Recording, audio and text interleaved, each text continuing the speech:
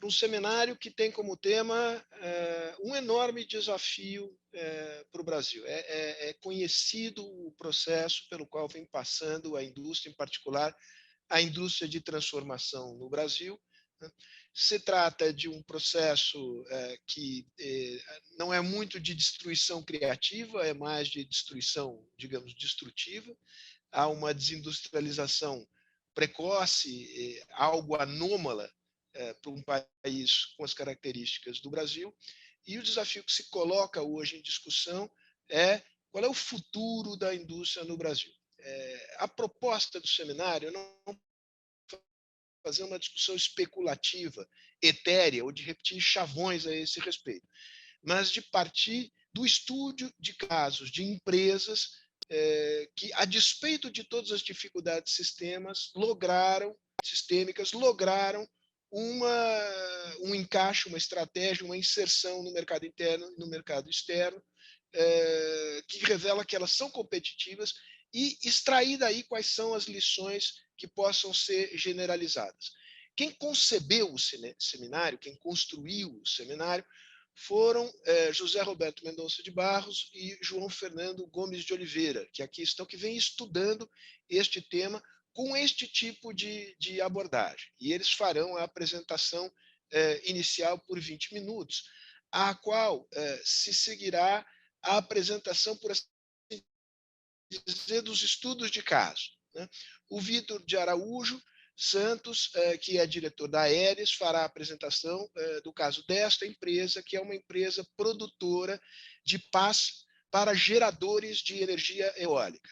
E Fernando Fernandes, que é diretor da Lila, fará a apresentação sobre o caso desta empresa, que é uma empresa que produz máquinas para a torrefação de café. Tanto uma como outra tem uma presença importante no mercado nacional, mas uma presença importante em mercados internacionais dos mais variados, inclusive nos países desenvolvidos. A Lila é uma empresa grande que remonta aos primórdios da industrialização brasileira. Foi fundada na primeira década do século passado. A Aeres é de 2010, já nasce em outro contexto, é uma empresa de capital aberto que fez um IPO recentemente. Acho que Zé Roberto e João Fernando foram muito felizes na escolha destes exemplos que são contrastantes nas suas características, mas ambos convergem na demonstração de que é possível ser competitivo e atuar na indústria brasileira. Para o comentário a respeito destes dois casos, nós temos aqui Helena Landau, economista, foi diretora economista e advogada, foi diretora do BNDES, é uma pessoa conhecida de todos, e também o Wilson Brício, que tem 31 anos de experiência na indústria, em parte na área de bens de capital e em parte na área de autopeças na indústria automobilística. Eles falam comentários. Bom, sem maiores delongas, eu queria pedir um segundinho para os nossos comerciais aqui. Eu queria mostrar as logomarcas das empresas que patrocinam a programação anual de seminários da Fundação Fernando Henrique Cardoso, cujas logomarcas estão aí expostas. Eu agradeço a todas e a cada uma delas. Muito bem. Sem maiores delongas, eu passo a palavra a José Roberto Mendonça de Barros. Se ele quiser que o João comece, fique a critério dele. Beto, a palavra é tua. Bom dia a todos, muito obrigado, Sérgio. É um prazer enorme estar aqui com vocês e dividir um pouco desse nosso trabalho feito com o João, com todos que aqui estão. E eu gostaria de fazer umas poucas observações, começando pela qual, no nosso entendimento, o Brasil tem hoje uma chance única de quebrar um impasse que se estabeleceu acerca da questão da indústria, entre duas versões polares que se debatem já há um bocado de tempo. Uma vertente liberal, para a qual a abertura da economia que produziria, na sua essência, né, produziria o crescimento industrial, e uma vertente que tem muitos nomes, mas eu proponho o nome, entre aspas, de campeões nacionais, mais descrita por tudo aquilo que foi feito, por exemplo, no governo Dilma Rousseff, do ponto de vista das estratégias, das ferramentas, etc., e que não terminou particularmente bem sucedida, como todos sabem, né? E nós achamos que a oportunidade de quebrar esse impasse está num momento bastante importante e até adequado. E é importante que ele seja quebrado com uma visão mais construtiva e, eventualmente, operacionalizada. Como o Sérgio colocou há pouco, né, todo mundo sabe que tem havido um enfraquecimento sistemático na indústria, mas é mais do que isso. A boa parte da liderança industrial, de certa forma, terceiriza a questão do centro do enfraquecimento da indústria na expressão custo Brasil. E por terceirizar para essa visão, quer dizer, pouco se pode fazer, especialmente não deve ser feito qualquer movimento de abertura, porque o custo Brasil impede a sobrevivência da indústria, e daí vai buscar a solução em Brasília. Vai buscar a solução em Brasília por conta buscando projetos legislativos, vai buscar em Brasília buscando suporte do governo para atravessar esse período, com o resultado de que a indústria, neste processo, vem obviamente enfraquecendo, assim como e arrastando nesse enfraquecimento a própria representação industrial, né? A gente vê a representação industrial cada vez mais enfraquecida. O que nos chamou a atenção, que é o ponto de partida das nossas conversas? Existe uma parte da indústria que vem se desenvolvendo com bastante êxito e substância. Provavelmente não é a maioria, mas é uma parte de uma indústria cada vez mais relevante. Obviamente, indústrias ligadas ao agronegócio são as que mais chamam atenção. Eu fiz para o IED, há uns anos atrás, um estudo, pegando as indústrias fornecedoras e processadoras de produtos industriais para o agronegócio e correlacionei isso com os 805 itens da pesquisa industrial detalhada e descobri que 36% da indústria tinha um relacionamento direto e bons resultados por conta do agronegócio. E de quando eu fiz isso há 3 anos atrás para cá, evidentemente, essa interligação aumentou, e são inúmeros os casos dessa. Mas não é só isso. Existem setores novos, como, por exemplo, a energia alternativa, aqui presente através do Vitor e da Aeres. E um grande desenvolvimento em empresas de base tecnológicas, uma efervescência extraordinária. Estima-se que algo como 17 mil empresas novas de base tecnológica existam no Brasil, uma parte das quais diretamente ligada à indústria. Ou seja, tem coisas positivas acontecendo que acabam meio escondidas por conta de toda esse aparato e essa discussão de que o custo Brasil mata qualquer esforço para desenvolvimento. Daí surgiu a ideia que o Sérgio mencionou, que o João e eu tivemos algum tempo atrás. Por que não vamos, em vez de ficar fazendo questões em torno de dois diagnósticos claramente estabelecidos e que não abrem mão um do outro, né, as visões que eu coloquei, por que não vamos entender com mais detalhe os casos bem-sucedidos para ver se a gente pode tirar uma coisa mais geral a partir daí, e aí sim tentar construir uma percepção algo diferente disso, né? E, de fato, nós chegamos vendo inúmeros casos bem-sucedidos, indo além daqueles mais tradicionais, né, que todo mundo conhece, de empresas que, apesar de enfrentarem o mesmo custo Brasil, têm histórias de sucesso bastante relevantes. E o que eu queria chamar a atenção é que, em todos os casos bem-sucedidos, existem sistematicamente três características. A primeira é um esforço consistente, persistente, central no desenvolvimento da tecnologia, do progresso tecnológico, levando a ganhos constantes de produtividade.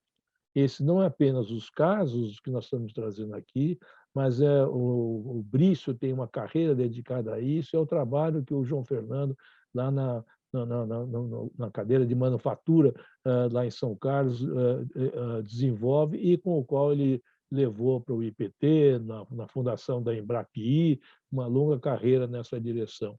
Esse é a pedra central, né? Fundamental do caso de sucesso.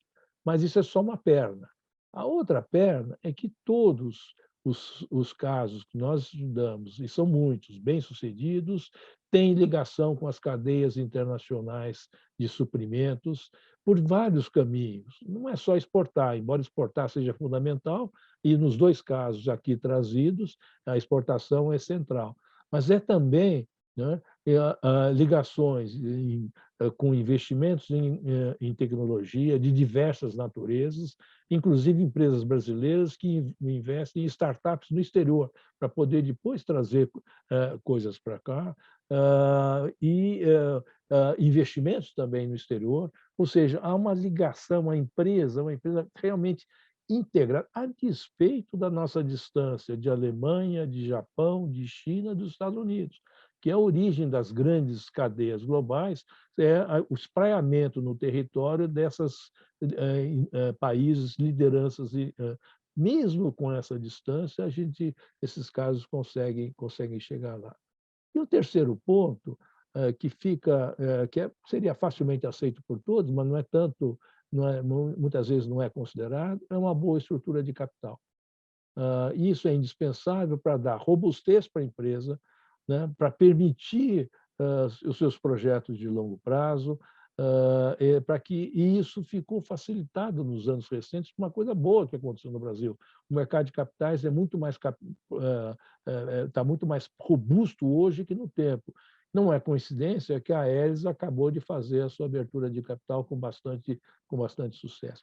Esse é o tripé que dá força para as empresas e que permite enfrentar, para não falar das duas das que nós fazemos aqui, só pensar no que está acontecendo com a Embraer recentemente. Enfrentou um dissabor razoavelmente grande comercial há 3 anos atrás, e para quem acompanha a imprensa, está claramente com a sua robustez das 3 coisas, está conseguindo se recolocar. A gente vê que esses casos que nós estamos estudando, eles estão em vários setores, em várias regiões e em vários tamanhos. É algo também a chamar a atenção, né? A Lila não é apenas uma empresa centenária, apenas uma empresa bem-sucedida, mas é uma empresa de porte médio, mostrando que não é só para gigante. Cada Lila eu acho extraordinário, para mostrar que não é só gigante que consegue ter acesso a essas outras coisas que nós estamos falando aqui. E daí porque nós resolvemos discutir isso com mais detalhe. Nós fizemos um primeiro evento, um seminário no INSPER, em 6 de abril, com esse título mesmo, Existe Futuro para a Indústria, no qual nós discutimos os casos da WEG, da CBMM e as indústrias de celulose. E aí esse evento nos animou a aceitar o generoso convite do Sérgio Fausto de fazer uma apresentação, montar uma apresentação especial para o que nós estamos fazendo aqui hoje com esses 2 casos que nós... Eu quero dizer mais uma vez que nós conhecemos muitos outros casos, além dos já apresentados em abril, além dos que estão apresentados aqui, mostrando que esse caminho não é uma coisa teórica, uma coisa possível, nem apenas uma exceção. E eu queria, então, dizer do nosso prazer de estar aqui, passo para o João para ele elaborar um pouquinho mais a questão que é a mais central de todas, que é a questão do desenvolvimento persistente, teimoso, da tecnologia como fonte básica da destruição criativa, mas da vantagem comparativa que se mantém ao longo do tempo. Bom seminário para todos. João, por favor. Bom dia, Sérgio. Bom dia aos colegas aqui do nosso evento. Prazer enorme estar aqui com vocês para essa segunda discussão. Então, como o Zé Roberto diz, ele colocou um tripé essencial para uma empresa dar certo, uma empresa industrial dar certo nesse ambiente de negócios do Brasil. E esse tripé envolve internacionalização, envolve estrutura de capital e envolve desenvolvimento, progresso tecnológico e produtividade, né? Mas o termo progresso tecnológico e produtividade é que eu vou explorar aqui nos meus 10 minutos, que, aliás, está sendo muito bem cumprido, eu não quero falhar. ele deve ser entendido de uma maneira muito mais ampla do que a produtividade que se entende no ambiente industrial. Eu vejo aqui que tem vários industriais na plateia, inclusive cumprimentar o Pedro Passos, que está aqui e nos ajudou a discutir o evento anterior lá no INSPER. Mas produtividade tem que ser olhada de uma maneira ampla a partir do conceito do produto. Então, quando você pensa num produto, você pensa em algo que tem uma capacidade grande de criar valor no mercado. E que mercado é esse? Tem que ser no mercado mundial, porque não tem como você pensar. É lógico que você vai ter produtos mais orientados para uma determinada região e que fazem mais sentido numa determinada região, mas ele tem que ser competitivo mundialmente, senão você vai perder a sua capacidade de tirar valor desse produto. Mas maximizar o valor do produto não significa fazer um produto muito caro ou um produto simplesmente que custe barato para produzir, uma vez que produtividade é a relação entre o valor capturado e o que você gasta para produzir esse valor, né?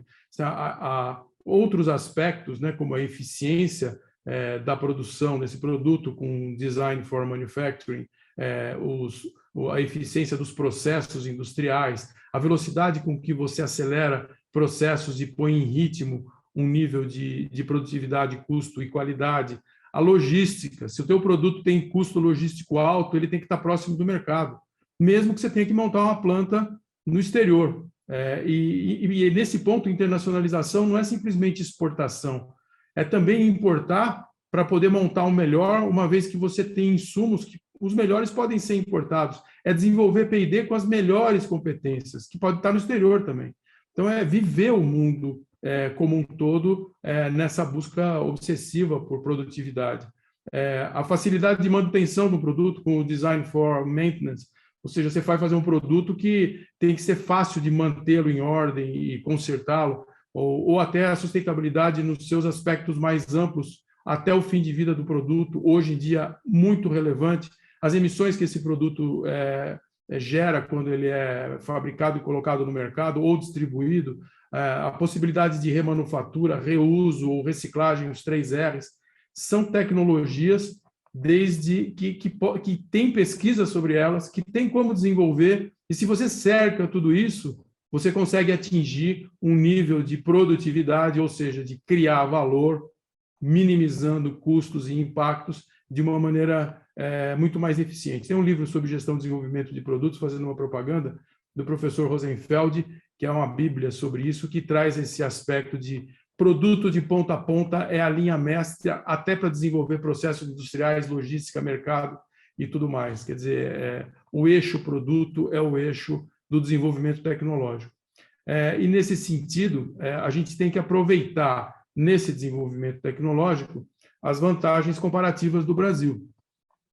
E parece que, nas empresas que a gente tem estudado, o Zé Roberto e eu, a gente observa que algumas combinam avanço downstream com riquezas que a gente tem no Brasil. Então, por exemplo, no último evento, a gente viu a CBMM, que fabrica nióbio, começando a produzir eletrodos de bateria ou materiais para eletrodos de bateria de nióbio.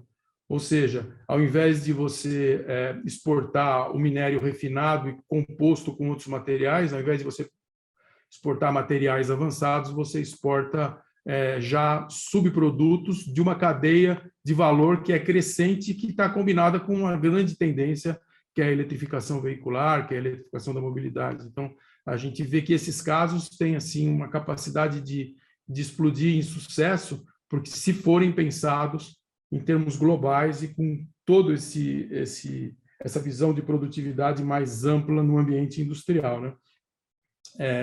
Outra coisa importante quer dizer, nesse downstream a gente vê que o mundo das energias renováveis é um mundo onde o Brasil pode ter grandes ganhos.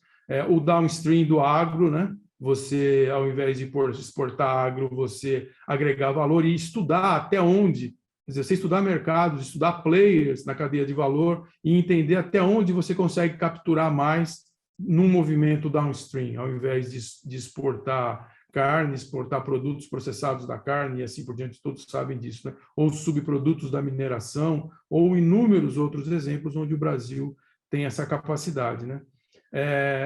Parece que a união de todos esses fatores, se combinada com uma visão de longo prazo, de portfólio, de technology roadmap, não é uma coisa indústria e produto, não é uma coisa que você pense em um para lançar e depois produzir e ganhar dinheiro.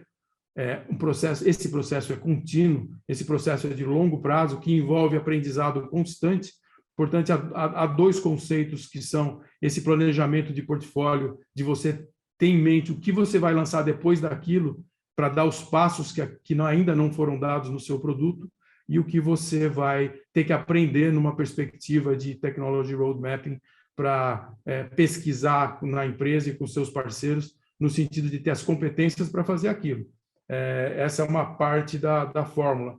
Me parece que essa visão de longo prazo e esse contínuo e caminho obsessivo por melhorar o seu desenvolvimento de produtos e, portanto, ligado a isso de processo de produção, de logística, de mercado, de marketing e tudo que está ligado a esse processo, é a única saída para sobrepor o custo Brasil, quando isso é possível. E a gente vê que tem muitos casos em que isso é possível.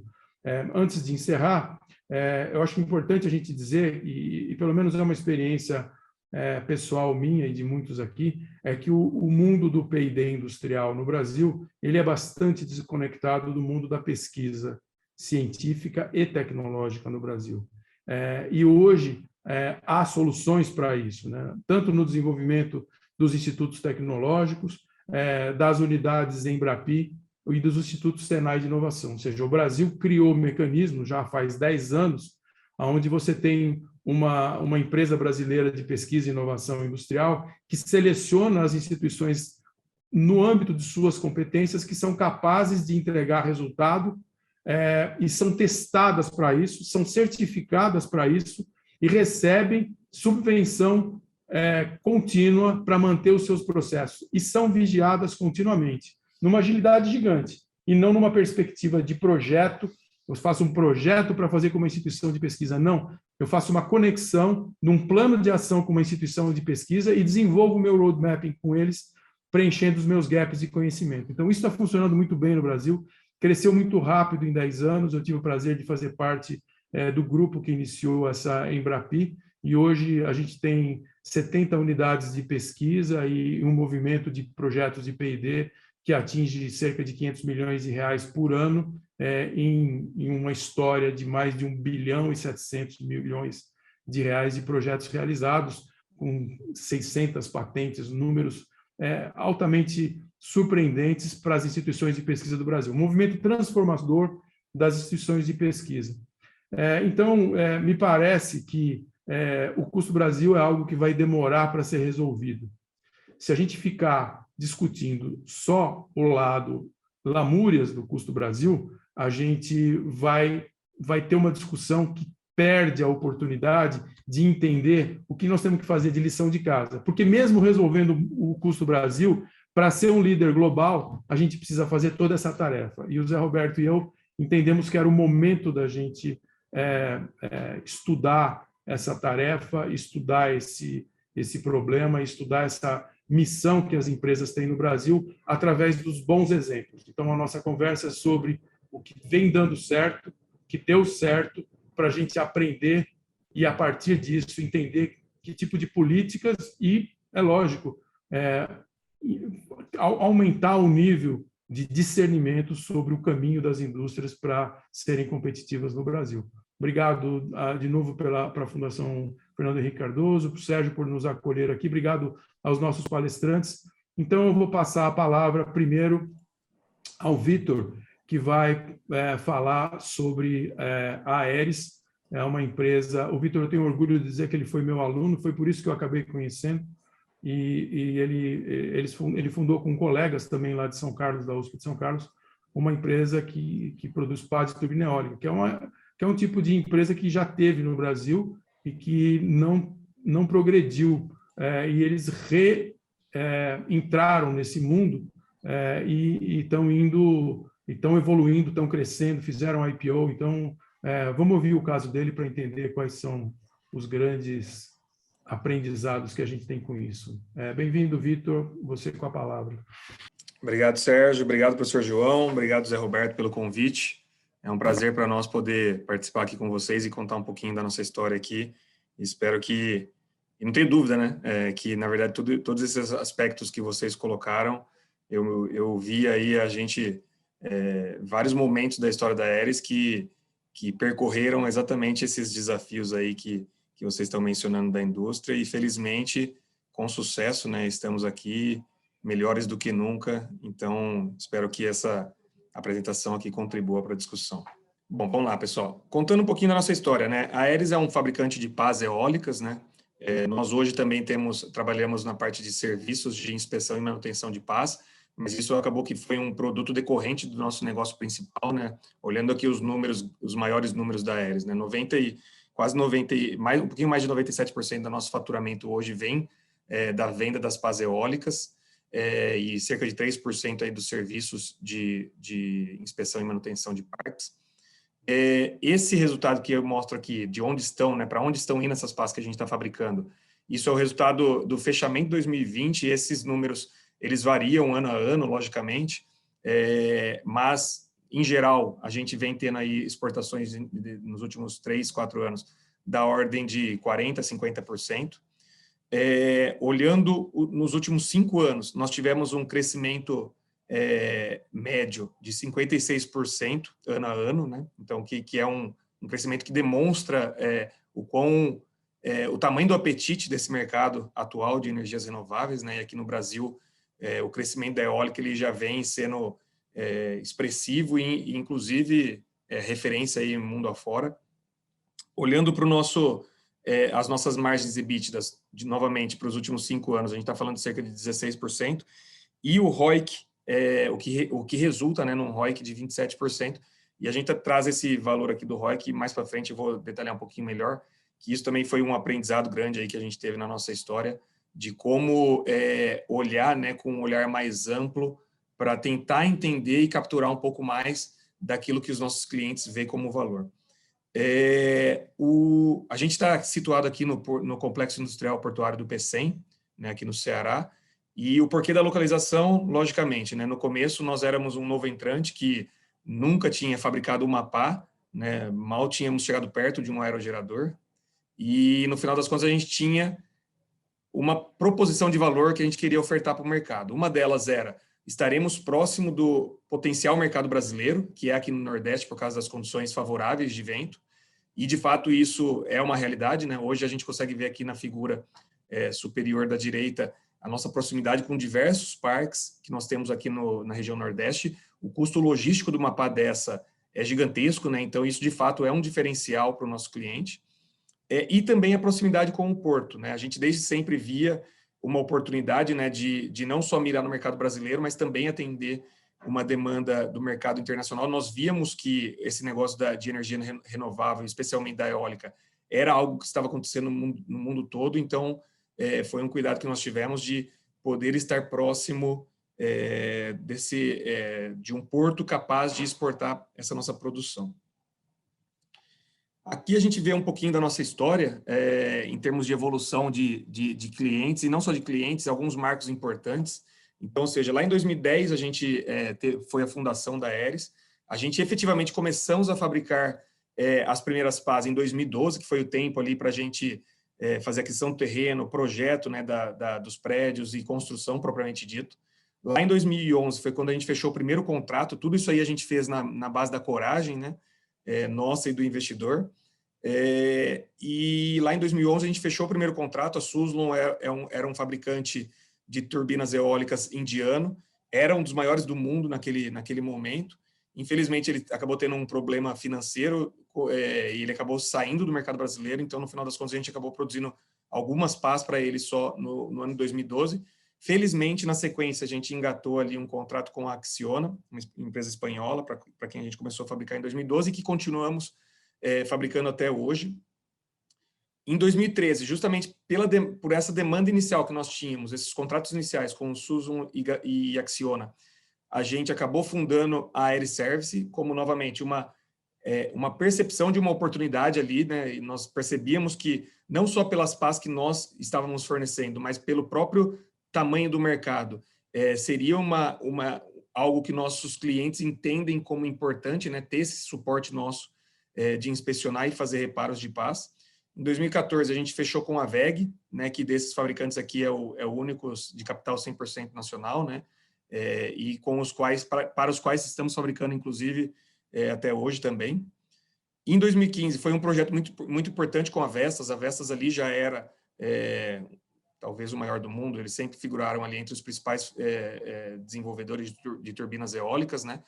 Esse contrato, especificamente, ele foi importante porque, pelo tamanho dele, e pelo fato de que nós já tínhamos nossa capacidade industrial toda ocupada pela Acciona e pela WEG, ele nos obrigou a fazer uma primeira expansão, né? Essa primeira expansão, ela representou um aumento grande aí do nosso parque fabril, e também, logicamente, né, um cliente com a exigência que a Vestas tem para homologar novos fornecedores de um componente crítico como a pá, isso, logicamente, que atraiu a atenção, né? Pô, que empresa é essa, né, que está fechando um contrato com a Vestas para fornecer para esse mercado brasileiro?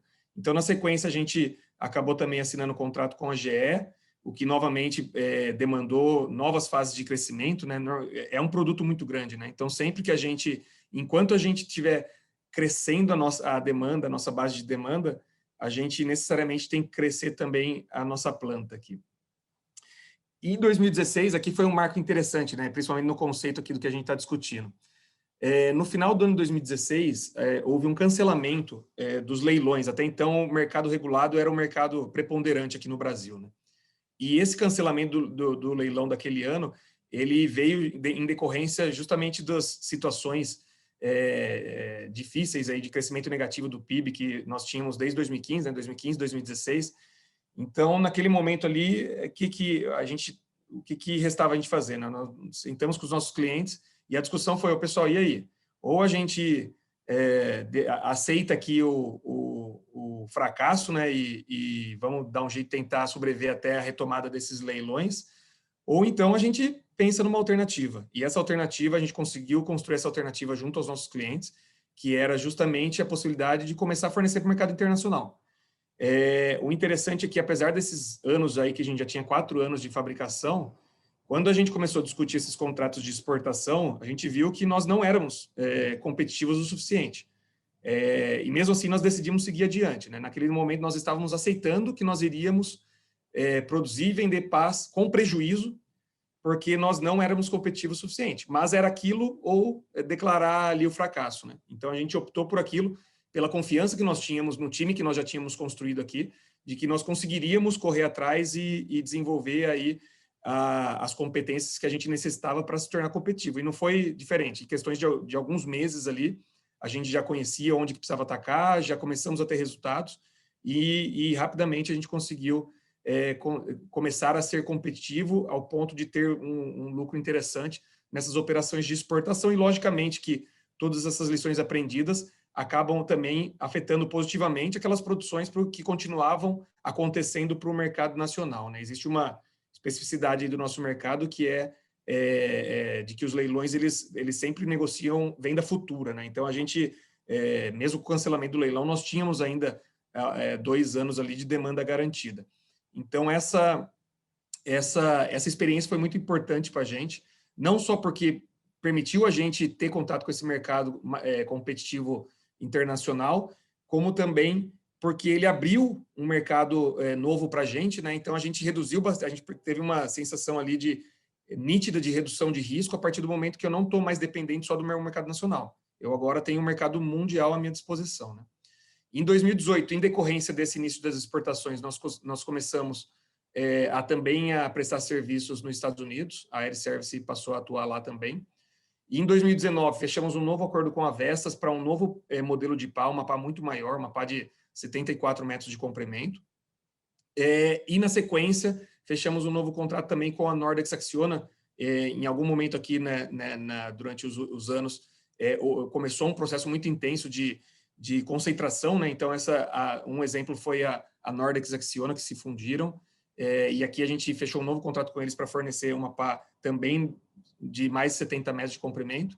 E em 2020 a gente acabou optando por seguir com o IPO, como uma maneira de ter acesso a esse mercado de capitais que a gente comentou aqui, porque nós estávamos em vias de fechar um novo contrato com a Siemens Gamesa, um contrato importante no qual a gente foi o grande motivador, né, da necessidade do IPO, no qual dos quase 1 bilhão que a gente arrecadou aí, a gente aplicou, arredondando aí, cerca de 600 milhões na construção dessa nova fase, né, na expansão novamente do nosso Parque Fabril, para atender essa pá, que é uma pá de mais de 80 metros de comprimento. Então, aqui, traduzindo tudo isso aqui, né, a gente, olhando desde o início ali do primeiro ano, 2013, que a gente teve o ano inteiro de produção, até o resultado do fechamento do ano passado, a gente está falando de um CAGR aí médio de 75% esse ano, de crescimento anual aí, para chegar nessas 2.200 pás, que aí foi o que a gente fabricou o ano passado. Isso aqui, contando um pouquinho, na verdade, a mesma história em imagens, né? Quando a gente chegou aqui em 2010, isso aqui era um sítio, tinha algumas cabeças de gado aqui. Em 2012, a gente já estava com a nossa primeira fase aqui da planta pronta. Nós temos basicamente duas partes de processo que eu vou contar um pouquinho mais no detalhe um pouquinho mais para frente, que é o processo de laminação, no qual acontece lá todo o processo no molde principal, que é o gargalo principal aí da nossa produção, e um prédio destinado ao acabamento, onde tem todas as atividades mais de lixamento, pintura, são processos que a gente realiza eles de maneira segregada, justamente pelas características diferentes e os requisitos diferentes de cada um deles. Em 2015, nós já tínhamos o prédio que nós construímos aqui para atender aquele primeiro contrato da Vestas, né? Esse prédio já estava pronto. Na sequência, nós fizemos um novo prédio aqui para atender aos novos contratos que nós estávamos fechando. Em 2019, aqui, na verdade, é o início das obras dos prédios que nós construímos para a produção da V150. Aqui, em 2020, já é o número, uma foto final do status que nós estávamos em 2020, né? Ou seja, nosso terreno, aqui não cabe mais nada, né? Nosso terreno é exatamente isso que nós ocupamos. Eu acho que é a ocupação máxima possível desse site aqui. Então, o que a gente percebeu? Para a gente continuar crescendo, a gente vai ter que expandir o site como um todo, né? Então, aqui, se a gente der uma olhada, essa parte da figura que tem aqui, todos esses prédios, é onde nós temos aí até o crescimento todo até 2020. Na verdade, tem um outro prédio também que a gente acabou adquirindo, que é um prédio aqui próximo da Aeres, que também produzia pás eólicas. A antiga unidade produtiva da Voben, a Enercon, que eles finalizaram a produção deles de pás aqui no Brasil, e então a gente acabou também adquirindo aquele terreno deles, aquele prédio deles. Mas mais especialmente falando aqui sobre o crescimento de 2021, nós adquirimos aqui, basicamente duplicamos, mais que duplicamos a nossa área do nosso terreno e duplicamos a nossa área construída, né? Basicamente, são 50 mil metros quadrados que nós adicionamos com um novo prédio no qual a gente vai construir, no qual a gente vai fabricar as pás da Siemens, tanto a parte de laminação quanto a parte de acabamento. Um novo prédio no qual a gente está agregando todo o nosso estoque de matéria-prima. Então, é um centro de distribuição de matéria-prima, né? Até então, nós tínhamos estoques espalhados pela nossa planta, mas isso agregava complexidade, sem necessariamente agregar valor. Então, a gente fez esse movimento aqui de centralizar esse estoque, que essa área sozinha soma mais cerca de 35 mil metros quadrados, e todas as áreas de suporte, né? Pátio, utilidades, administrativo, que somam aí mais cerca de 15 mil metros quadrados. Então, a partir dessa fase nova de expansão, a gente chega a 200 mil metros quadrados. Falando um pouquinho do nosso produto, e um pouquinho Vitor, mais... só para a tua orientação, não sei se você está aí com cronômetro ou algo parecido, mas nas minhas contas você tem mais 2 minutos aqui. Não, tá certo. Estou aqui controlando, vou dar uma aceleradinha aqui. Então, tá bom. Então, hoje, o que a gente faz, né? Nós fabricamos as pás eólicas que atendem aos nossos clientes, que por sua vez é quem fornece a turbina para o dono de parque, né? Então, o investidor que vai construir o parque, que vai vender energia elétrica, ele compra as turbinas dos nossos clientes e nós fornecemos as pás para esses clientes. A pá ela é basicamente uma peça oca, né, que possui ali toda a estrutura em material composto. Basicamente são duas cascas que são coladas e unidas através de um processo de colagem estrutural, e que no meio ali da pá a gente tem duas almas, normalmente 2 ou 3 almas, que fazem o papel do que seria uma longarina de avião, né? É o que confere ali a integridade estrutural para a pá. Olhando um pouquinho no detalhe o processo, basicamente nós temos aqui descrevendo o molde principal, né, que é o principal parte do nosso processo. Um molde principal no qual a gente faz toda a parte de preparação, aplicação de matéria-prima. Depois de aplicar as fibras de vidro, que é o componente principal estrutural, a gente traz também, incorpora toda a parte de pré-fabricados, são peças estruturais que são fabricadas fora do molde principal também para ganhar produtividade e que são anexadas ao molde principal. Sobre essas peças, eu deposito mais material estrutural, mais fibra de vidro, no caso, faço um processo de infusão que, após esse processo de infusão, eu tenho uma casca sólida única, né, um componente único. Esse componente, sobre ele, eu colo minhas almas, faço o fechamento do meu molde, e depois de fechado e curado, essa pá é removida do molde e vai para o acabamento, onde você vai fazer toda a parte de preparação da superfície, pintura, pesagem e balanceamento, porque normalmente a gente não vende pá a pá, né? A gente vende o set de pás e para isso ele precisa estar balanceado. Olhando um pouquinho de maneira rápida também aqui para os nossos clientes, basicamente a gente vê um processo muito grande de consolidação desse mercado, né? O que nós víamos lá 10 anos atrás, que estava na mão de parte do mercado, ou seja, mais de 30% do mercado estava na mão de outros, né? Além dos nossos clientes, hoje, na verdade, cerca de 10%, ou seja, 90% do mercado que hoje nós temos, excluindo China, né? Então, assim, o mercado mundial excluindo China, 90% está na mão daqueles que hoje são nossos clientes, que são, e aqui a gente está até listando, traz aqui já a Aeris como fornecedora da Siemens, apesar de que a gente não ainda tem um market share definido dentro deles, né, do cliente Siemens Gamesa, porque nós estamos começando a fabricação exatamente nesse período aqui que nós estamos. E aqui mostrando um pouquinho só dessa questão da participação da exportação, né? A partir do momento que a gente começou a exportar, todos os países, sem dúvida, o maior mercado de fora é os Estados Unidos, mas todos os países para os quais a gente já exportou o pás, e a participação desse mercado internacional no nosso negócio. Aí, passando rapidamente aqui para a questão do que nós aprendemos esses 10 anos, né? Aprendemos a fazer pá, então, assim, a gente, de fato, desenvolveu muita tecnologia. Aqui eu trago um caso específico, que é o processo de colagem, que é um processo muito crítico para o nosso cliente, é um processo que está relacionado à qualidade do produto final. E tudo que a gente vê aqui é desenvolvimento da Aeris, né? Então, desde o ferramental, o processo propriamente dito, isso aqui foi um dos processos que a gente mais evoluiu aí nos 10 anos de experiência da Aeris, e sem dúvida algo que é muito valorizado pelos nossos clientes. Também aqui só falando também um pouquinho da evolução do processo de qualidade, né? De todas as pás que a gente produz, a gente faz ultrassom para garantir a qualidade das linhas de colagem. A gente antes fazia isso manual, hoje já é um processo automatizado que garante toda a rastreabilidade. E hoje um pouco do que a gente está desenvolvendo, né? A gente vem trabalhando muito em tentar antecipar a maturidade do nosso processo e da nossa mão de obra. Então, eu tenho uma série de ferramentas de digitalização que a gente está utilizando como uma maneira de garantir que na primeira pá que a gente vai produzir, a gente já consiga ser muito mais eficiente do que a gente historicamente foi. Então, isso aqui também está muito relacionado a essa nossa percepção de criação de valor para o nosso cliente, que é conseguir, o quanto antes, atingir um nível de maturidade que permita a gente entregar o produto com a qualidade e na velocidade que eles precisam. E para isso também, a gente não só em termos de desenvolvimento de tecnologia digital, mas também em termos de desenvolvimento aqui de outras soluções, como, por exemplo, o mockup, né? A gente, no último projeto aí nosso, a gente desenvolveu um mockup 1:1 aí em tamanho, e a gente conseguiu fazer uma série de testes e de validação e treinamento do nosso pessoal a partir da utilização desse mockup, e de fato a gente está vendo resultados claros na nossa produtividade durante o ramp-up, no caso do projeto da Siemens Gamesa, graças a esse tipo de solução que a gente vem desenvolvendo. Então, acho que é isso, pessoal. Acho que consumi um pouquinho mais do tempo aqui, peço desculpa por os demais. Vitor, ótima apresentação. Foram 18 minutos, o Fernando terá o tempo equivalente. Fernando, agora é com você.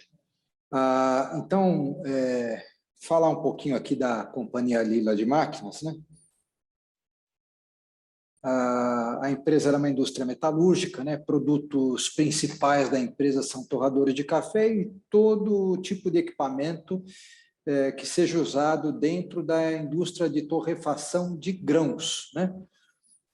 Só que realmente, principalmente, né, vamos dizer assim, 90% do nosso mercado é a indústria de torrefação de café. E tem aí 10% do mercado que vai atender outros grãos, como cacau, castanha de caju, e alguns outros elementos aí mais pulverizados aí que existe aí de grãos que são torrados mundo afora, né?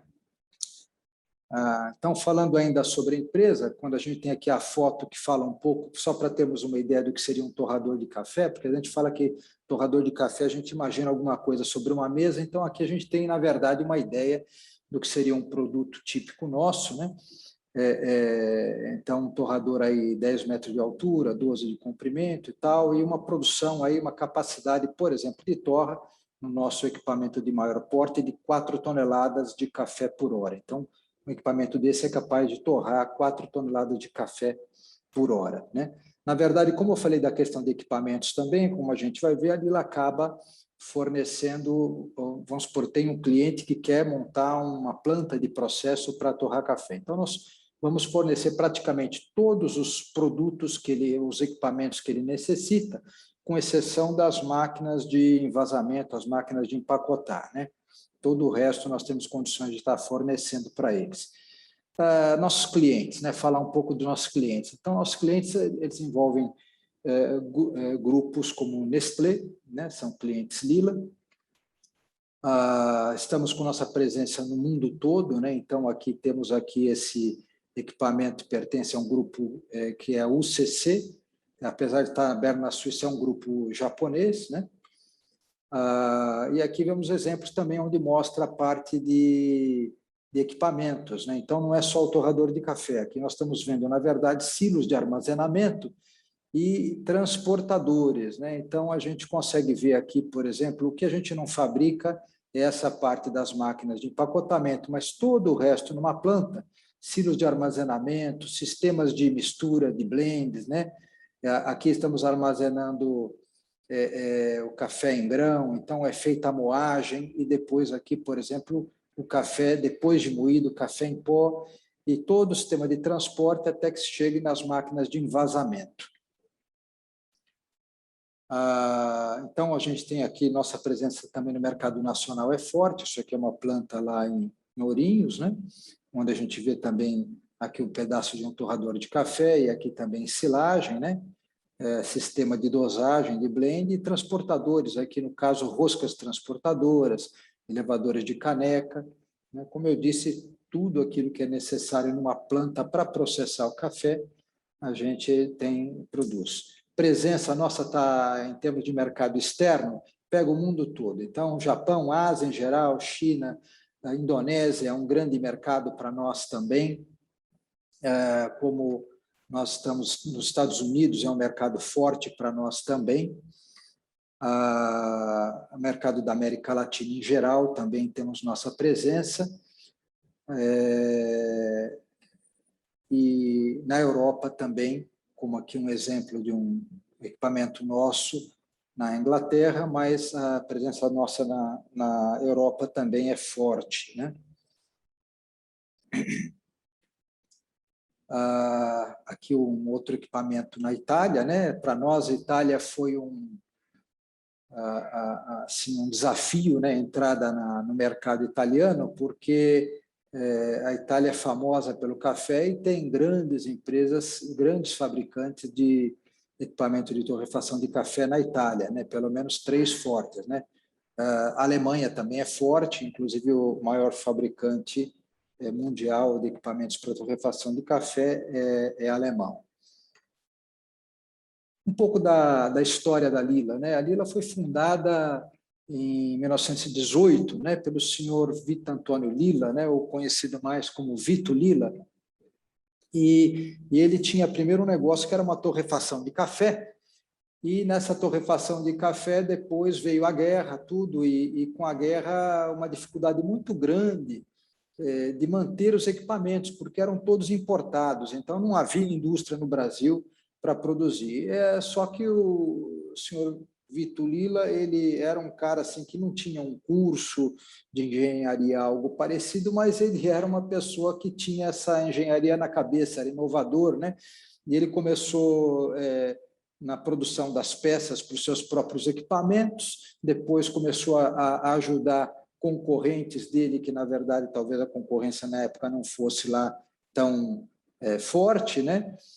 Tão aguerrida, vamos dizer assim, e ele depois acabou entendendo que fabricar equipamentos seria um negócio melhor, mais lucrativo, com menor concorrência do que o próprio negócio de torrar café. Então, aí, com isso, ele fecha a torrefação de café e ele funda a Companhia Lilla como fabricante de máquinas, né, em 1918. E ele, na década de 30, então, saiu o maior fabricante desses equipamentos no Brasil.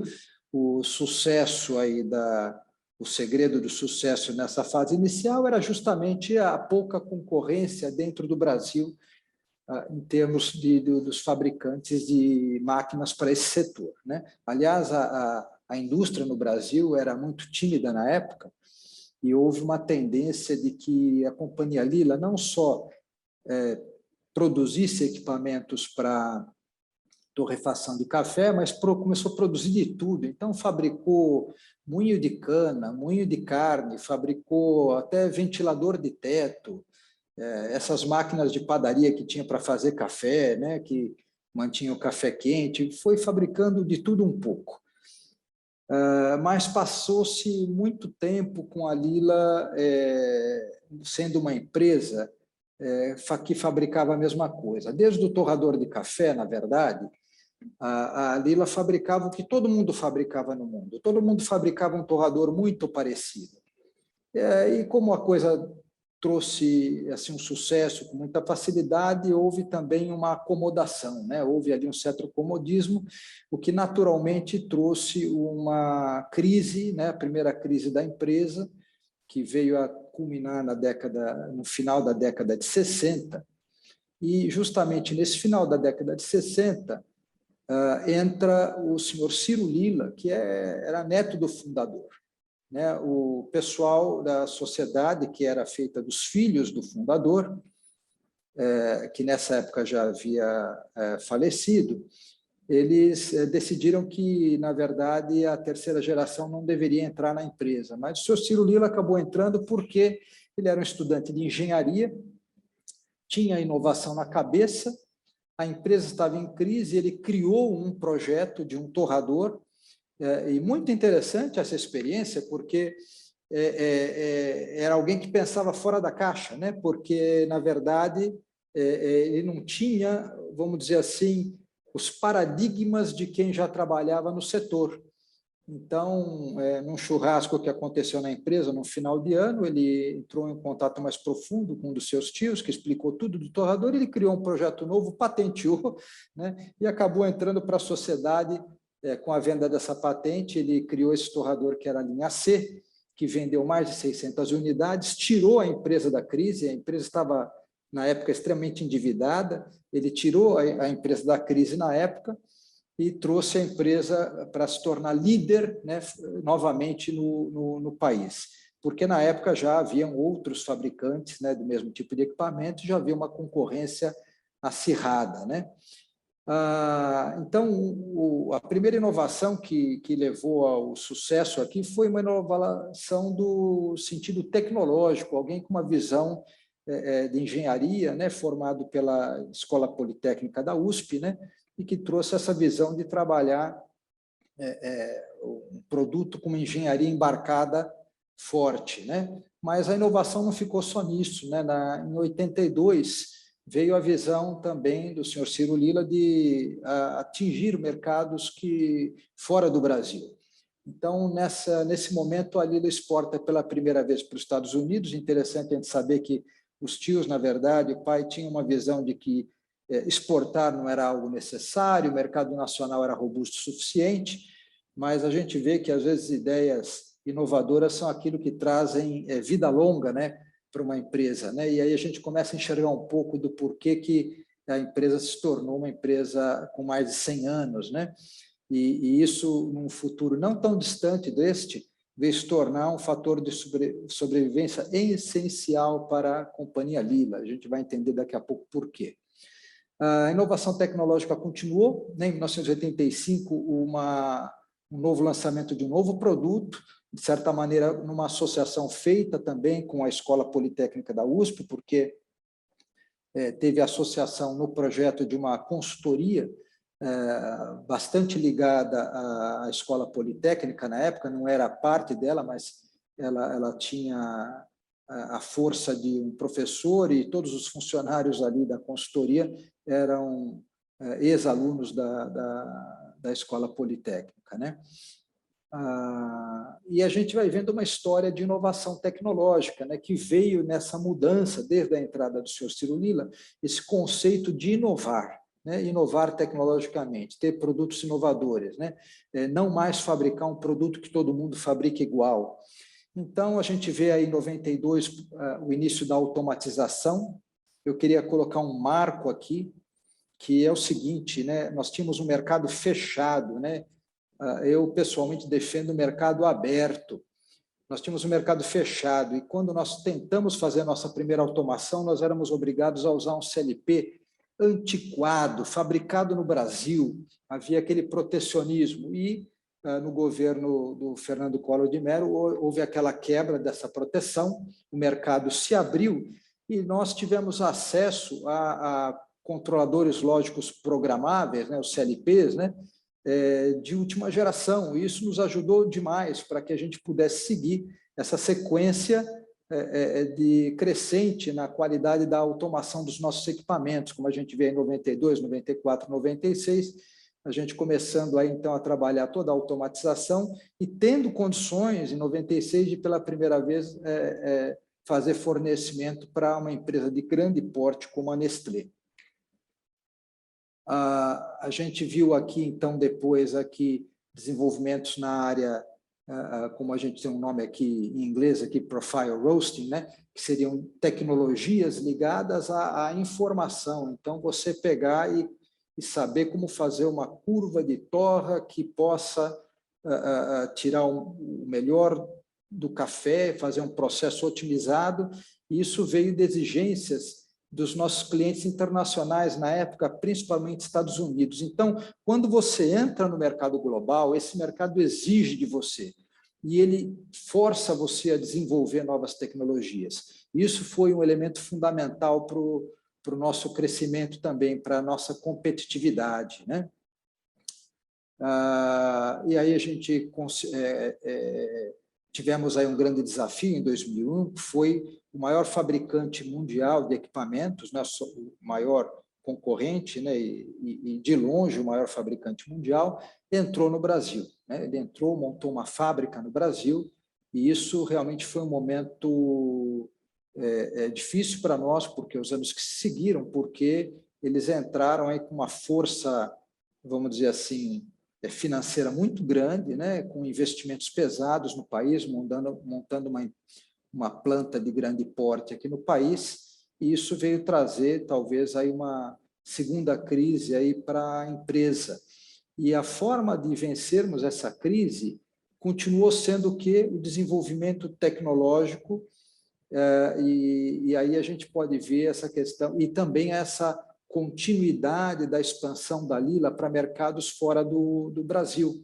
Então, de forma que em 2003 nós já estávamos presentes em mais de 30 países, né? Fomos continuando 2007 com o lançamento de novas tecnologias de torra, lançamento em 2008 de um moinho novo, né? E continuando em 2014 novas tecnologias de torra. Então, essa continuidade do desenvolvimento tecnológico dos nossos produtos foi o que permitiu que nós nos mantivéssemos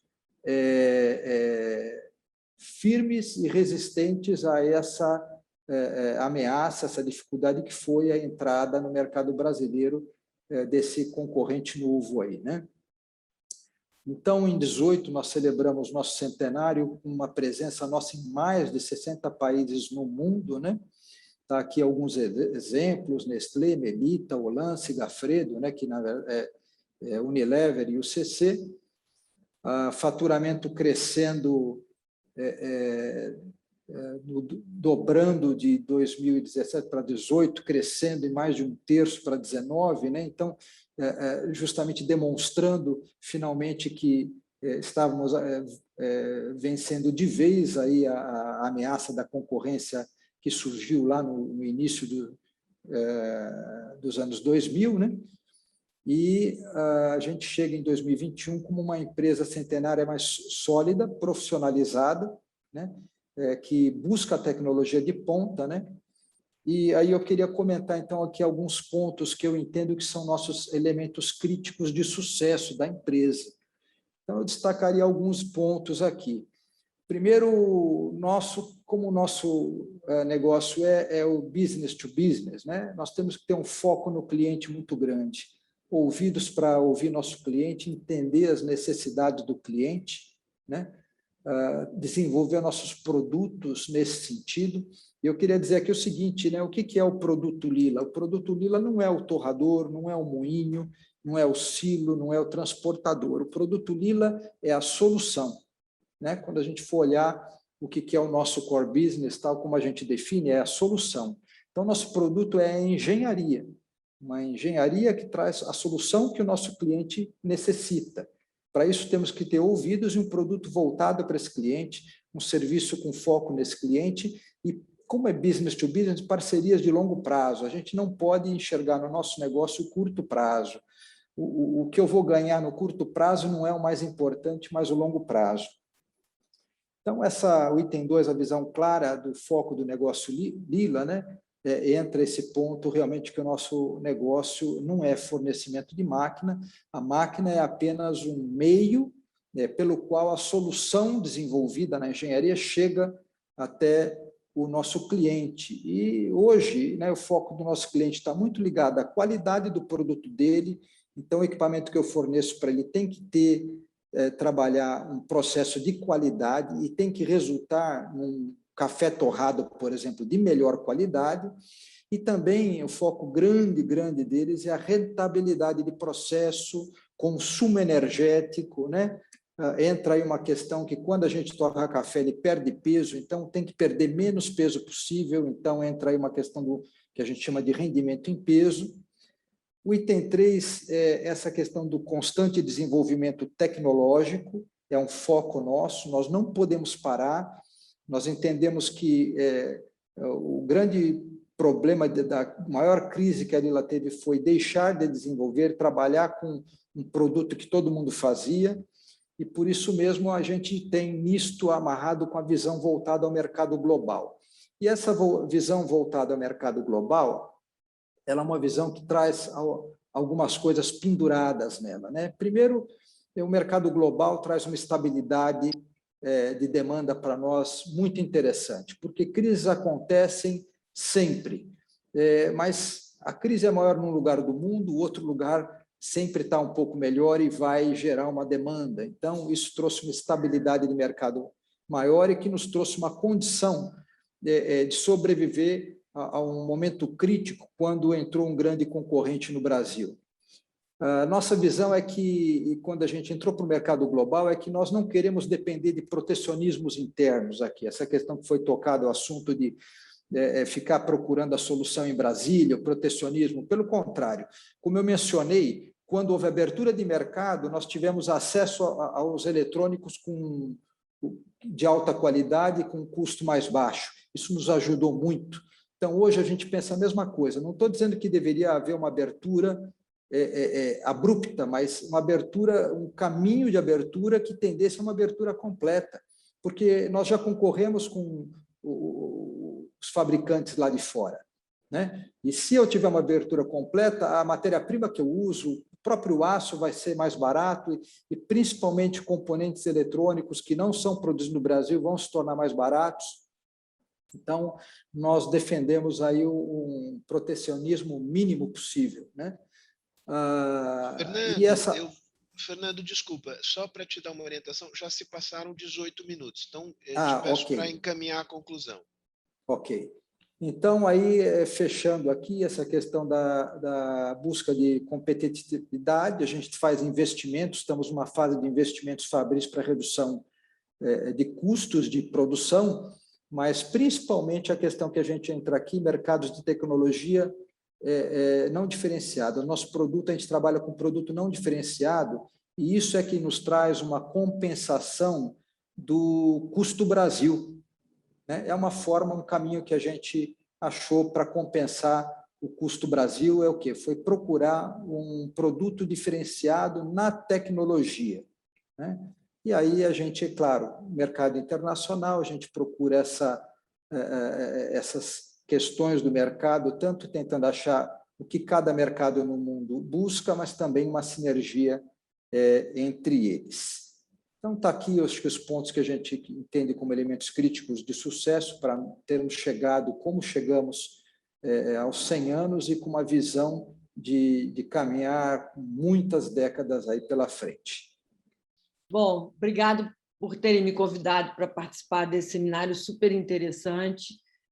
Não sou uma grande especialista em política industrial, mas acompanho muito, e é uma honra estar do lado aqui do meu grande amigo, por quem eu tenho a maior admiração há muitos anos, Zé Roberto, através de quem eu cumprimento todos presentes, e o Pedro Passos, né, que tem feito artigos sensacionais com seus parceiros no Estadão sobre temas relativos à política brasileira. A primeira provocação que eu vou fazer é um pouco perguntar assim, para que uma política industrial? Por que queremos uma política industrial, né?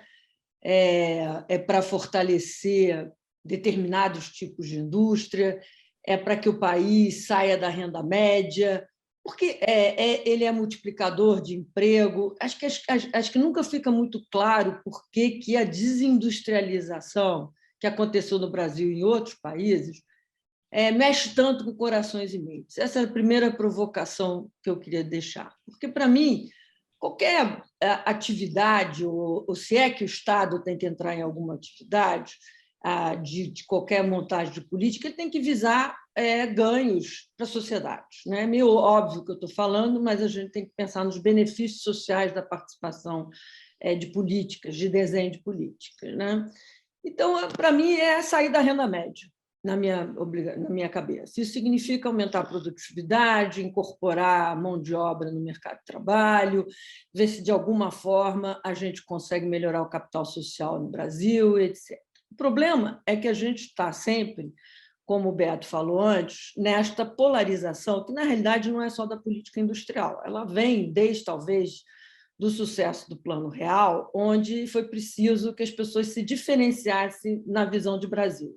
Quando o Plano Real deu muito certo, a oposição precisava se desmontar completamente. Tudo que você tem do lado mais liberal, que foi a marca do governo de Fernando Henrique, você tem um outro lado dizendo não, o liberal não dá certo, sem proteção a gente não funciona, sem isenção tributária eu não consigo andar, e etc.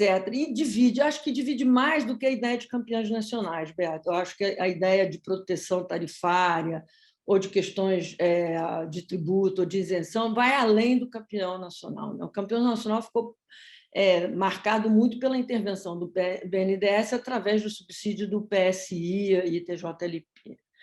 Então, eu acho que a gente tem aqui, para evitar a polarização que tem aqui, evidentemente que eu sou muito mais de viés liberal, acho que qualquer tipo de incentivo ou pensamento setorial tem que ser muito restrito. Eu acho que a gente tem que repensar o nome política industrial, porque esse nome política industrial já está totalmente desgastado. Você começa um artigo com o nome política industrial, a pessoa já não lê, porque já acha que vai vir alguma proteção. E, de fato, as vozes muito fortes, elas ficam agarradas em velhos paradigmas. Esses eventos que vocês estão patrocinando, os artigos do Pedro Passos, eles aparecem para nós como exceção, como não é assim o normal que se vê da indústria nacional. A indústria nacional, é o que a gente simboliza, são as grandes associações de classe, que estão sempre através de algum tipo de proteção e continuam. Basta ver a atuação no Congresso Nacional, acho que o projeto de lei, se eu não me engano, 537, que não quer permitir alterações de alíquota de importação, limitar a atuação sobre alíquotas de importação. Eles estão lá sempre presentes. Tá? E por que o termo política industrial eu acho que vem sempre muito desgastado? Primeiro, porque ele parte do pressuposto que qualquer tipo de proteção é importante. Assim. E vem muito vinculado à eterna, não vou dizer chantagem, é uma palavra muito forte, mas a eterna ideia é a seguinte: se eu retirar esse tipo de incentivo, não sei quantos mil trabalhadores vão ficar desempregados. Quer dizer, a visão de curtíssimo prazo, vis-à-vis o tamanho de emprego que você pode gerar com aumento de produtividade na economia. Né? Então, isso é muito claro na eterna proteção da indústria automotiva brasileira, que é uma indústria tecnologicamente atrasada, sem nenhum incentivo de modernização, sem nenhum compromisso com sustentabilidade, mas tem sempre a ideia de que, se eu for mais rigoroso com a indústria automobilística, não sei quantos mil empregados, como foi o trauma do fechamento da... O que não impediu, por exemplo, o fechamento da Ford no Brasil. Né? Então, assim, você não consegue competir, você não consegue sustentar, a proteção continua e você tem os consumidores brasileiros totalmente penalizados por produtos de má qualidade e mais caros.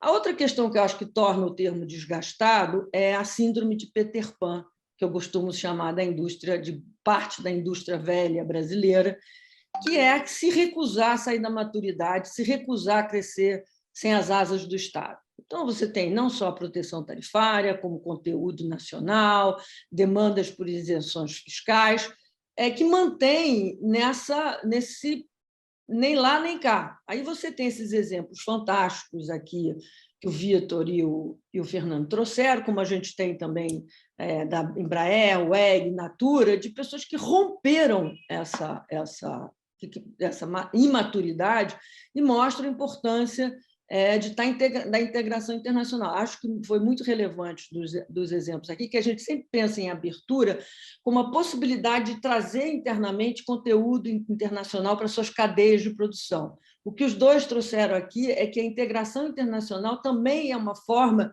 de redução de risco de mercado.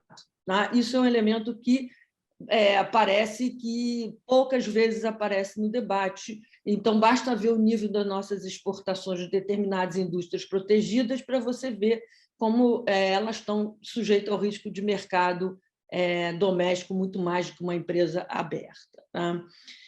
E tem sempre a dificuldade de você falar de política industrial e separar os eventos. Por exemplo, recentemente teve um debate por causa de uma série de artigos publicados no jornal entre os ditos pró-proteção e os liberais, artigos que foram publicados pelo Marcos Mendes, pelo próprio Pedro Passo e Horácios, pelo Leonardo Monastério, Pedro Ferreira, vis-à-vis o grupo que a gente chama de forma generalizada Unicampers, né? E que eles não se dissocia crescimentos da indústria de outros eventos, como um forte investimento em educação, por exemplo, em inovação. Né? Então, a gente tem essa discussão de assim, o que será que fez aquela indústria crescer? Aí, conforme o gosto, você separa os impactos de uma política macro maior. Então, acho que a gente precisa trabalhar mais em discutir os sucessos e tentar isolar os sucessos da Coreia do Sul, sempre pensados, né, de efeitos. Os lobbies privados eles não olham muito para o ganho de produtividade geral. Então, quando você tem um governo mais liberal, que ataca políticas macro, que fazem políticas macro e dão ganho de produtividade, o maior ganho de produtividade no Brasil foi no início dos anos 90, com a abertura comercial, é muito fácil de desfazer. Então, por exemplo, conteúdo nacional é esse eterno vai e volta de discussão de conteúdo nacional. Eu, quando entrei no BNDES em 93, a gente diminuiu toda a exigência de conteúdo nacional. Ela volta no petróleo e atrasa toda a evolução, por exemplo, pré-sal. Aí sai do petróleo e avança novamente os leilões. Quer dizer, tem muito pouca é muito difícil fazer avanços nessa área, desculpa, de políticas horizontais e muito fácil desfazer, né? Eu acho que a gente tem que tomar cuidado para não de olhar exatamente o que deu certo, o que deu errado, o que está ultrapassado, exatamente para sair da polarização, né? Que o Beto chama atenção, que não é bom para o debate, né? O preto ou branco, as questões, isso deu sempre errado, isso está tudo certo, mas, de fato, e cada vez mais, a gente tem que trabalhar com evidências, né? Não há possibilidade de política pública sem trabalhar evidências. Acho que falta muito uma avaliação dos benefícios sociais da política de Estado, porque, evidentemente, ainda que, por exemplo, a Lila não tenha participação do BNDES direto, outras empresas têm, e como a gente acha que, vamos dizer assim, ajudar na inovação, na pesquisa e na tecnologia é um bem, por definição, a gente não faz a conta de se foi bem aplicado, qual é o resultado, se outras pessoas que não o BNDES poderiam ter financiado, se há articulações possíveis, como essa do ITA, né, de academia, com laboratórios, que a gente não precisa exatamente colocar dinheiro do Estado, se o dinheiro do Estado está bem aplicado. Eu, outro dia, estava num debate, quando a gente fala do exemplo que é a Embraer, vários dos meus economistas amigos, ainda mais liberais que eu, foram rapidamente dizer mas teve dinheiro do BNDES demais e ninguém sabe se era necessário ou não. Quer dizer, a gente precisa ter essas respostas até para os liberais, para que a gente possa dizer, olha, política industrial, ainda que redefinida, é importante. Por quê? Investir em tecnologia não é uma política industrial. Investir em capital social não seria uma política industrial? Por que toda vez que a gente fala o nome política industrial vem à cabeça fechamento da economia, renúncia fiscal, isenção, guerra fiscal, Zona Franca de Manaus, lei da informática e coisas desse tipo, e não uma ideia de políticas horizontais que possam ser encaixadas em políticas que ajudam a indústria. Tá? A principal das desculpas hoje em dia é que você não pode fazer abertura comercial porque você não fez reforma tributária. E avançando aqui na pergunta do meu querido ministro Maílson, evidentemente que o atraso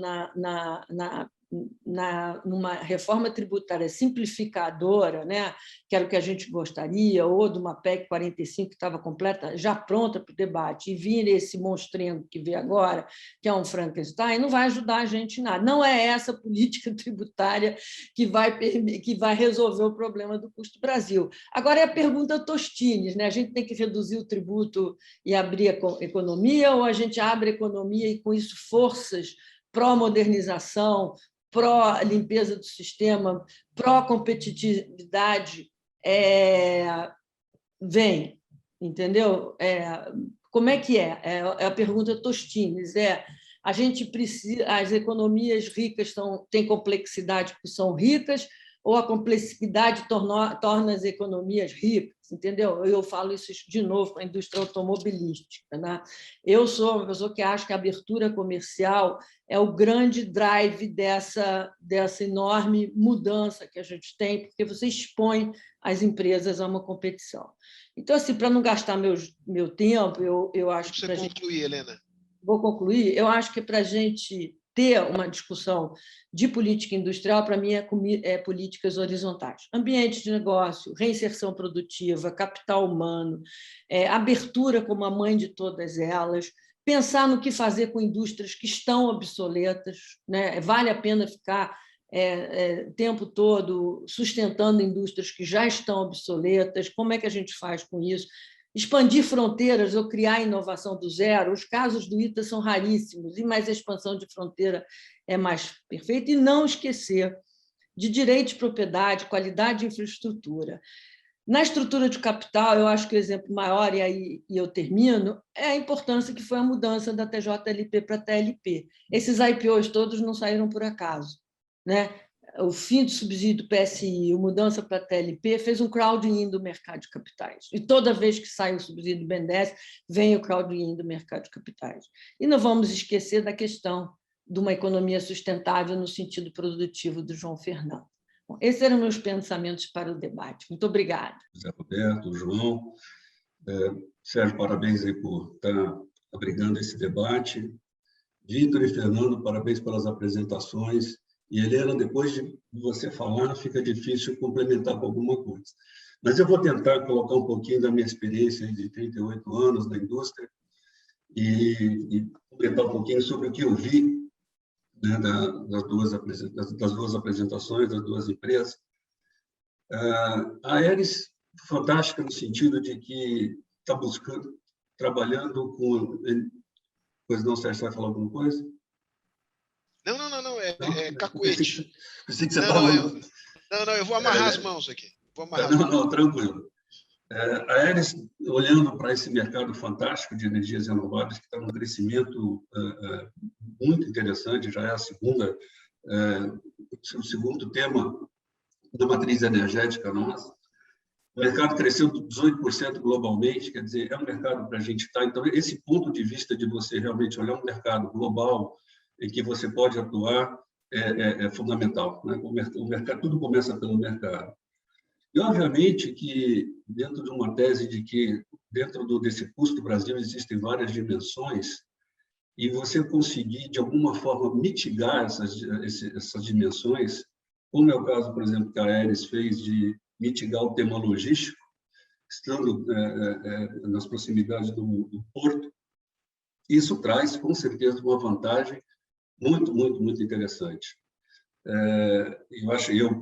Eu vivi durante anos aqui na empresa que eu trabalhava, vendo essas pás sendo transportadas aqui do interior de São Paulo para o Porto de Santos, e eu vou dizer para vocês, isso tira realmente qualquer tipo de competitividade. Isso a Aeris identificou e, vamos dizer assim, se colocou de uma forma muito competitiva. A outra coisa que a gente vê também, me parece pela apresentação, as tecnologias de produção, trazendo inovação também. Me parece que vários elementos de indústria 4.0 estão lá. Eu acho que isso é um dos elementos também que faz com que a gente possa mitigar toda essa questão de mão de obra, de uma série de coisas. A relevância, né, dentro da região que ela está, eu acho que ela é um mercado relevante, atrai mão de obra e, através da inovação, desenvolve essa mão de obra. Eu acho que é uma das grandes missões da indústria, ou um dos grandes facilitadores que a indústria tem, é justamente essa capilaridade, na medida em que ela vai trazendo tecnologia, vai treinando mão de obra, vai desenvolvendo mão de obra, e, a partir daí, você vai gerando novos negócios paralelos, e melhorando todo o entorno.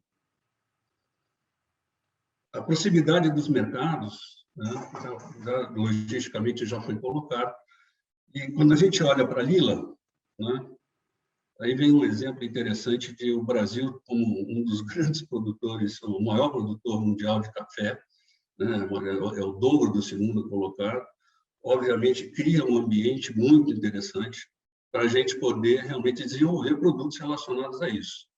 Mas é interessante quando a gente olha, por exemplo, que a Alemanha e a Suíça, elas exportam quase o mesmo volume que o Brasil em produtos de café. Por quê? E não tem um pé de café lá. O que eles fazem? Eles realmente adicionam um valor através de tecnologia, de mercado, uma série de coisas.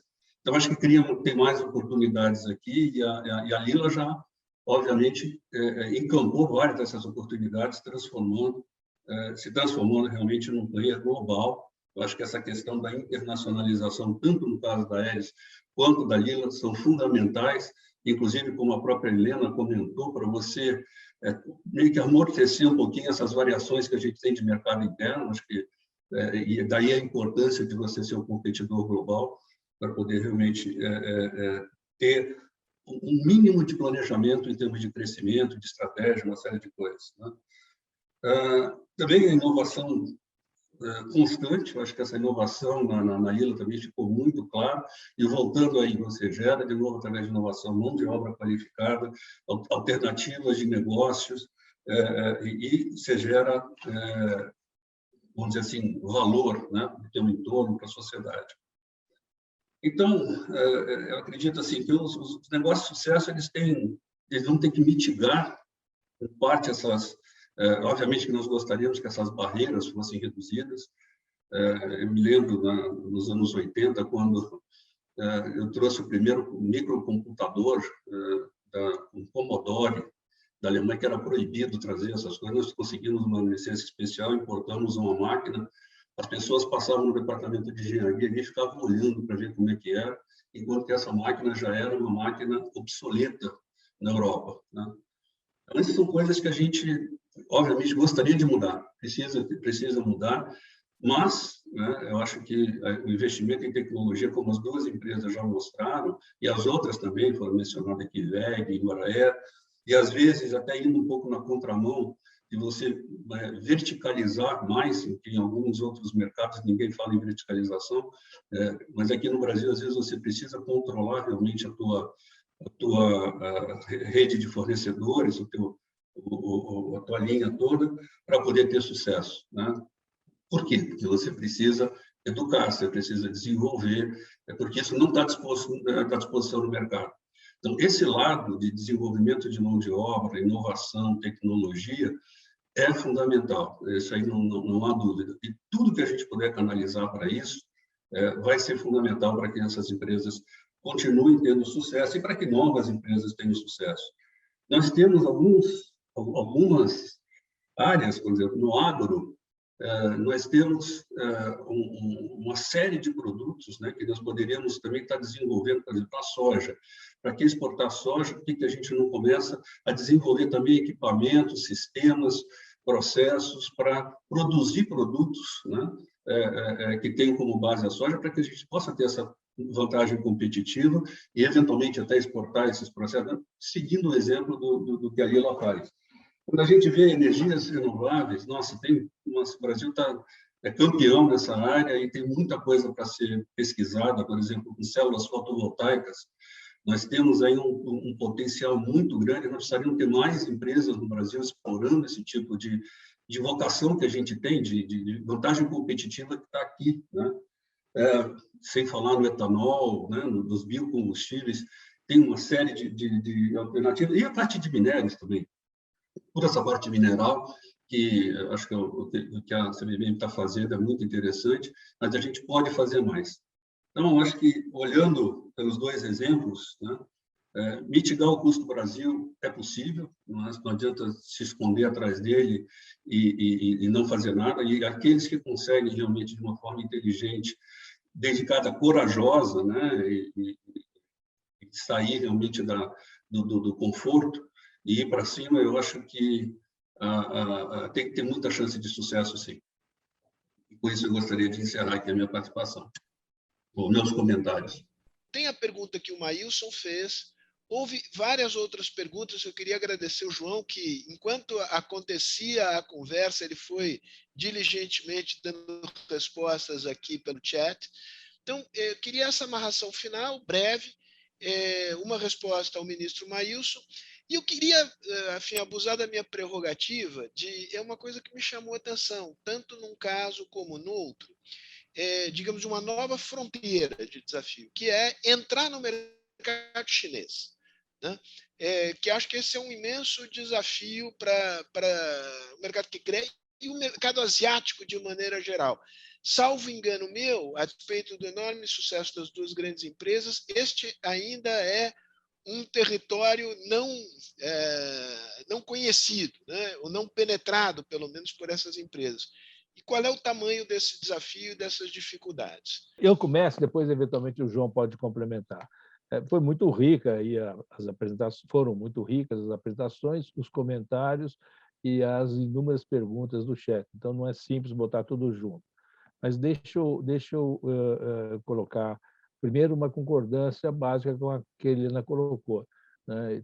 Nós também não queremos usar a palavra política industrial, porque isso lembra velhos carnavais e já mata a discussão na partida. É exatamente por isso que nós partimos para olhar os casos bem-sucedidos, né? Correndo o risco, como eu escutei, de um dirigente de uma dessas associações mais protecionistas do Brasil, que comentou a partir de um artigo meu, dessas ideias, e eu falei, mas por que a WEG consegue e vocês não conseguem? A única resposta que ele me deu, porque é uma exceção. O que nós estamos tentando mostrar, especialmente para o setor industrial, e nós estamos descobrindo que é muito menos que uma exceção. E é muito menos que uma exceção, poderia ser muito mais, mas é muito menos que uma exceção, né, por dois caminhos diferentes, um dos quais o Brício mencionou, que é o que está na nossa proposição, que é um elemento do estímulo industrial tem que ser a partir das nossas vantagens comparativas. Venham ela do agronegócio e agora do ativo biológico, né? Se ao invés de se dedicar a destruir a floresta, nos dedicássemos um pouco mais a operar esse ativo biológico, né? E tem exemplos de coisas bem-sucedidas, né? Nessa direção, em todas as áreas onde temos vantagens comparativas, é um ponto de partida. Porque quando você tem a vantagem comparativa a partir da agricultura mais competitiva do mundo, sua matéria-prima é competitiva, o efeito aí, sim, do desenvolvimento tecnológico é enorme, né? E eu diria mais, nos estudos que tenho feito sobre o agronegócio, nós estamos perto de grandes mudanças nessa direção, a partir da nanocelulose, a partir de muitas dessas novidades.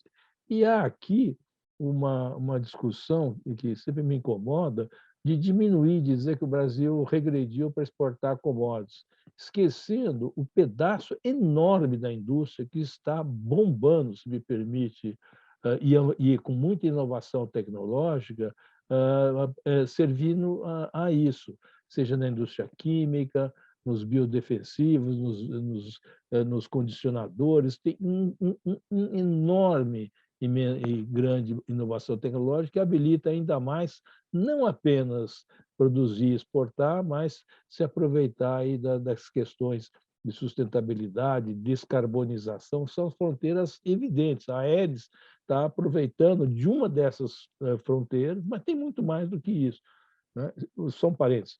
A Europa, Estados Unidos e alguns países da Ásia estão saindo desse buraco do Covid com um esforço de não é só sair do buraco, mas é sinalizar com o que a gente está chamando de agenda do futuro, né? Um verdadeiro choque de investimento na direção da eletrificação da frota, das baterias, da energia alternativa, da biotecnologia, assim sucessivamente, coisa que nós não estamos fazendo e poderíamos estar fazendo muito mais, exceto alguns esforços. Então, acho que essa é a primeira observação. A segunda observação que eu gostaria de fazer é que eu acho que a forma de recorpar esse debate é vir de dois lados simultaneamente. De um lado, de uma reflexão macro, e a Helena foi muito talentosa em puxar todas essas grandes questões, quero dizer que eu e João concordamos muito com as políticas horizontais devendo ser efetivamente prioritárias, né? Mas também a partir das questões micro.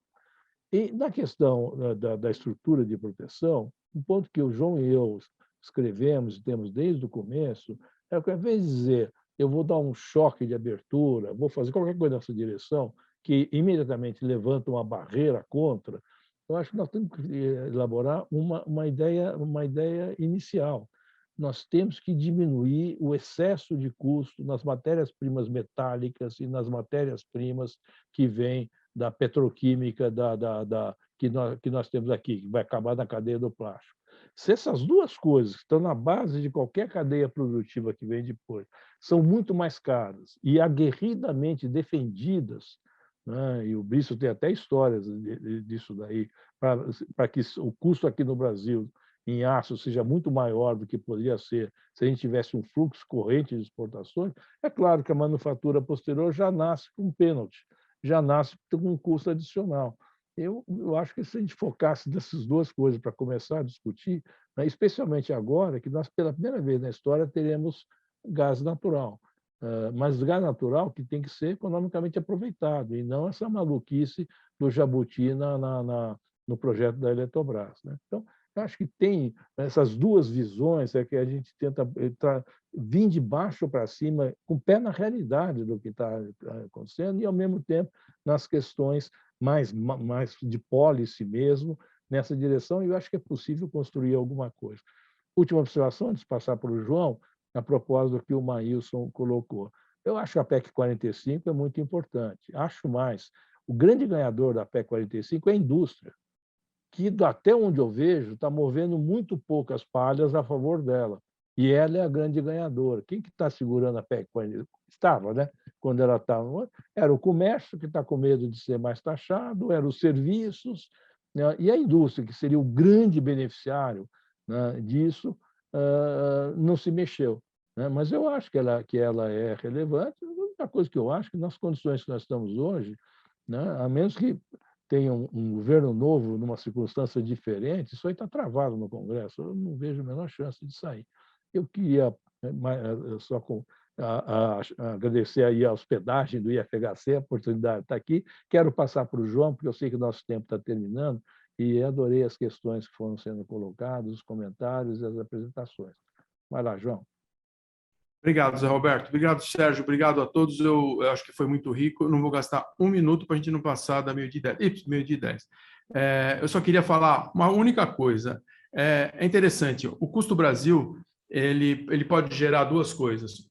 Uma briga interna dentro da empresa para se superar e vencer esse obstáculo a mais que a gente tem, ou ele pode gerar um movimento de lobby em Brasília para proteger a nossa indústria. Esse movimento de lobby em Brasília para proteger a nossa indústria, ele tem mais força nos setores com menos interlocutores, que são os setores dos materiais básicos. São menos CEOs de empresas siderúrgicas, etc., que vão lá em Brasília e discutem como proteger o aço brasileiro, etc. O que acontece é que esse lobby protecionista faz com que a matéria-prima fique cara e sufoque todo o resto da indústria. A gente já sabe que essa fórmula não dá certo. Acabar com o custo do Brasil é essencial, mas protecionismo não é solução para acabar com o custo do Brasil, ou para conviver com o custo do Brasil. A melhor maneira de conviver com o custo do Brasil é você aumentar a produtividade, focar nas cadeias globais, ter uma boa estrutura de capital e partir para uma briga que, quando o custo do Brasil abaixar, se você já é competitivo, você vai estar na ponta. Essa é a nossa mensagem. Muito obrigado a todos. Muito bom. Eu vou aproveitar aqui a frase do Beto, que diz que agradeceu a hospedagem da Fundação Fernando Henrique Cardoso, e dizer que a casa é de vocês. A casa para este debate em particular.